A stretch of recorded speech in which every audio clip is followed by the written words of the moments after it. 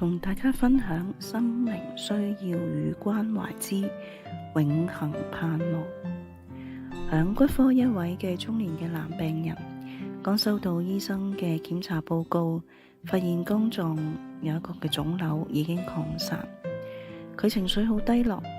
有見及此，護士就轉介俾院牧，希望院牧能夠可以關心佢同埋陪伴佢。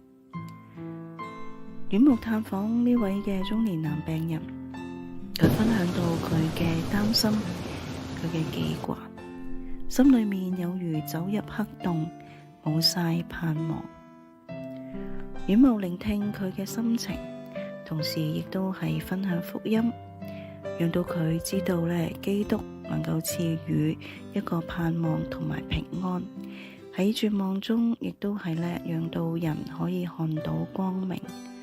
最後呢位嘅中年嘅男病人決志信主。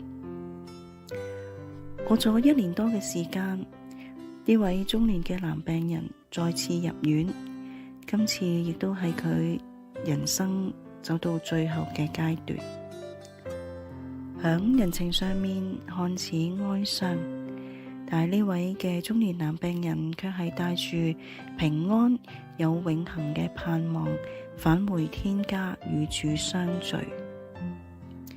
而且感恩嘅係佢太太亦都因此而願意走入教會認識基督。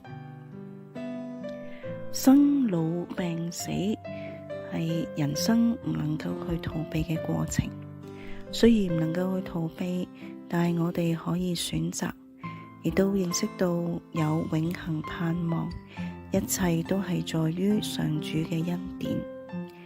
各位朋友，如果你想認識更多律敦治醫院院牧事工，可以 click 入呢一個嘅 QR code嚟到去了解多啲。多謝各位。